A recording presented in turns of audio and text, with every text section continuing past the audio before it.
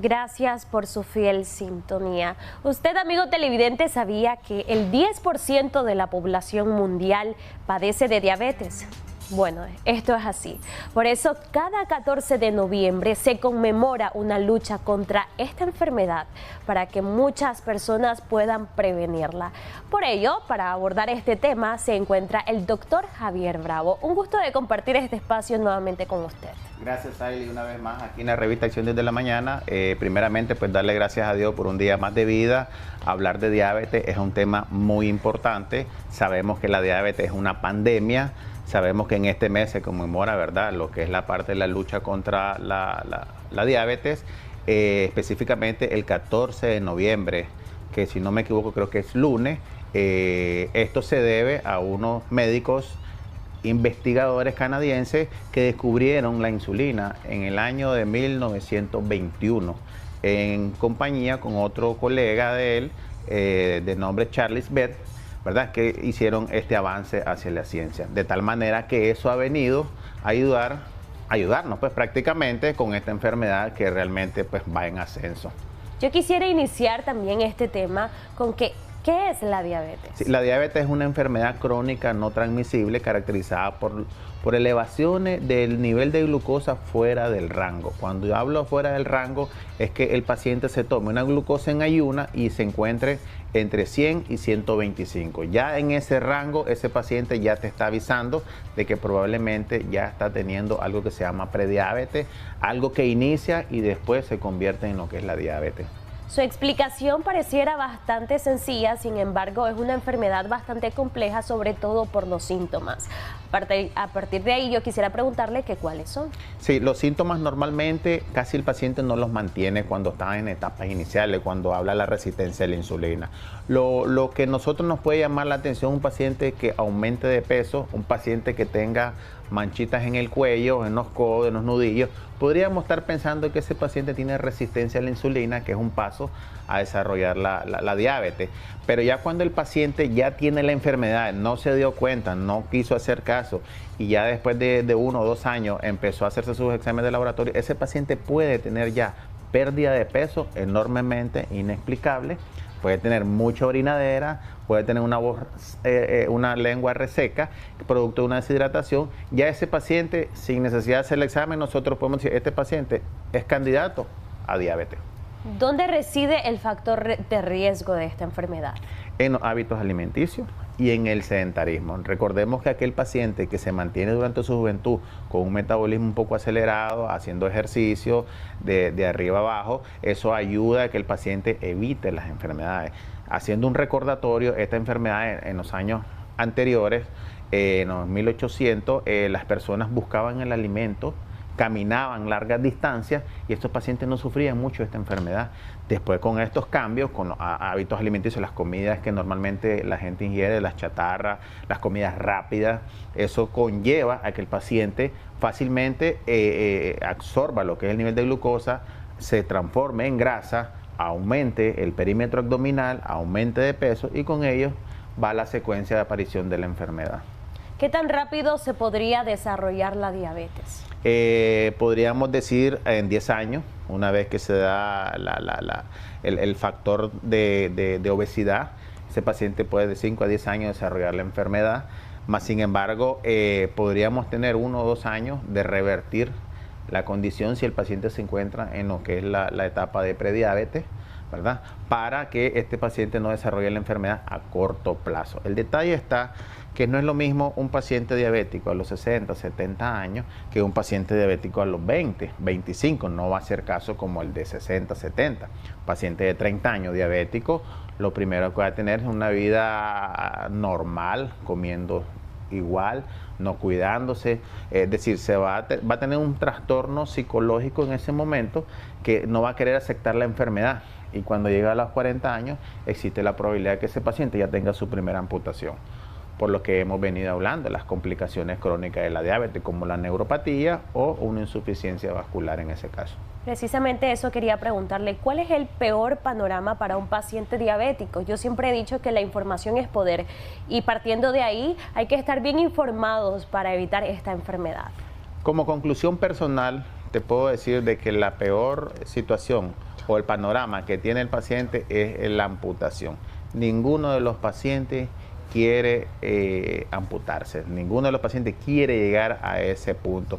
Es más, algunos pacientes me han dicho, doctor, yo no me hago una amputación, yo prefiero morirme entero, a pesar de que esa condición de su pie le puede comprometer la vida, porque eso sucede. A veces los pacientes tienen alguna ampollita, alguna lesioncita, algún corte de uña insignificante y eso avanzó. Cuando ya llega donde el médico, eso ya se hizo algo que se llama respuesta sistémica, que ya la infección no solo está local, sino a nivel general, ya hay fiebre, taquicardia y todo lo demás. Entonces, ese paciente debe acudir a la unidad de salud, debe acudir al médico, debe acudir donde alguien que lo oriente y sobre todo hacerse sus controles de glucosa. Además que la diabetes puede perjudicar otros órganos de nuestro cuerpo. Exactamente. Lo principal al inicio de la enfermedad puede ir dañando lo que es el riñón, lo que es también la vista y lo que más manifiesta los pacientes son las neuropatías, los ardores en los pies, la sensación de quemazón. Pero ya con el avance el paciente puede caer en insuficiencia renal crónica, inclusive a diálisis, que es un mecanismo, una manera de cómo el paciente sostenerle su vida, ¿verdad? O sea, prolongarle su vida porque realmente su riñón ya no está funcionando a como debe funcionar. ¿Pero lo podemos evitar? Sí, lo podemos evitar. Estamos a tiempo para todos aquellos pacientes diabéticos que están mal controlados. Hay que controlarse para evitar una complicación. Y los que no son diabéticos, pues es simplemente hacerse sus controles de rutina, como cuando uno lleva el vehículo a chequearlo, así prácticamente va el paciente. Y otro peligro de esta enfermedad es que realmente cualquier persona podría padecerlo, incluso los niños. Exactamente, no estamos exentos, es una enfermedad, yo le diría una enfermedad común y corriente, que ahora ser diabético te lo puedes encontrar en cualquier lugar, es decir, de una familia, 3, 4 pueden padecer de diabetes. Es un cambio enorme porque realmente si el papá es diabético y los demás no, hay que hacer hábitos alimenticios distintos. Este es solo para el señor y este es solo para la familia. Entonces a veces el señor no quiere comer lo que le prepararon sino lo de la familia y se descompensa. En los niños surge de que la mayoría de niños no consumen y no llevan merienda como frutas, comiditas livianas que le ayuden, sino que prácticamente comen en los colegios y lo principal, si no me equivoco, ¿verdad? Hay algunos que me pueden estar juzgando, una gaseosita con una pizza o una hamburguesita o algo que en ese momento hay y que el niño le llamó la atención. Entonces, más sin embargo, esos hábitos alimenticios van, ¿verdad?, provocando daños en el cuerpo de tal forma que en menos de 30 años el paciente pueda tener obesidad y desarrollar la enfermedad. Yo quisiera hacerle una pregunta retrocediendo un poco. ¿Es el mismo panorama para un paciente diabético que tiene 20 años a un paciente diabético que tiene 60? ¿Qué podría pasar con ese joven? ¿Qué podría pasar con ese adulto mayor? Exacto. El paciente de 10 años, diagnosticado en este caso como diabético tipo 1, es un paciente que está más controlado porque depende de la insulina. Inclusive algunos pacientes que tienen su bombita de insulina que se están inyectando constantemente para evitar complicación. Es aquel paciente que apenas está sufriendo transformaciones hacia la adultez, mientras que el paciente adulto ya lleva complicaciones crónicas no solo de la diabetes, sino de la presión, del corazón, del hígado, del riñón, de la neuropatía, es decir, un sinnúmero de complicaciones crónicas que te la puede dar la diabetes, pero también te la dio otra enfermedad y te apareció la diabetes en ese momento, porque muchos pacientes llegan a los 60 años y no son diabéticos, pero sí son hipertensos. Y hasta ese momento el diagnóstico porque ya hubo complicaciones en el organismo que le generó problemas de la diabetes. Pero ¿qué podría pasar con ese paciente de 10 años diabético cuando tenga 30, cuando tenga 40, se me ocurre? Si está bien controlado, ese paciente le va bien. Si es estricto en su medicación, es estricto en su alimentación, es estricto en su ejercicio, ese paciente no va a sufrir una complicación crónica a corto plazo. ¿ves? Mientras que el otro, que si no lleva un estricto control, sí podría tener una complicación mayor. Es decir, este paciente va a depender, por ejemplo, yo conozco un paciente que es diabético tipo 1, que la glucosa la mantiene arriba de 500, de 600, 400 y no sienten absolutamente nada. Entonces, ese paciente sí va a sufrir un daño, sí puede tener una insuficiencia renal crónica, como tú dices, a los 30 años. Puede caer en una insuficiencia renal que puede someterse a diálisis y ya podemos decir que el panorama le va a ir muy mal en ese aspecto. ¿Cómo prevenirla entonces partiendo de ahí?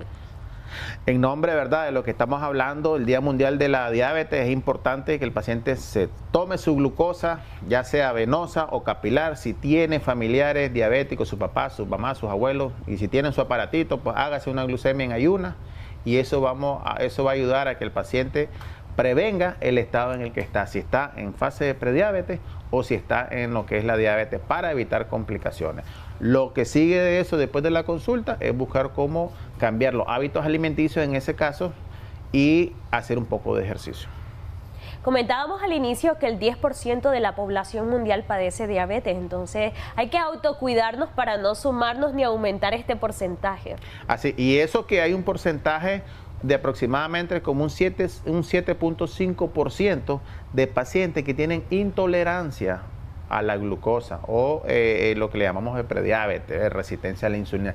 Ese bolsón de pacientes no está sumado a la cantidad de porcentajes que hoy en día son de diabéticos. Es decir, que si se descubrieran todas esas personas que andan circulando su nivel de glucosa, eso va sumando más la estadística y podríamos hablar de una cantidad enorme.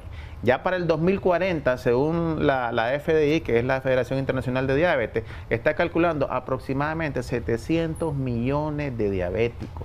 ¿Te imaginas cómo lo van calculando de acuerdo cómo han venido haciendo las investigaciones? Entonces, este es un problema no solo de Nicaragua, sino a nivel mundial. Muchísimas gracias, doctor, por habernos acompañado en este espacio y abordar realmente un tema tan importante sobre la diabetes, a propósito que en este mes hay una lucha contra esta enfermedad. Un gusto. Gracias igualmente por la invitación y por llevar temas de interés hacia la población. Usted, amigo televidente, quédese con nosotros porque por supuesto que continuamos con más de Acción 10 en la mañana.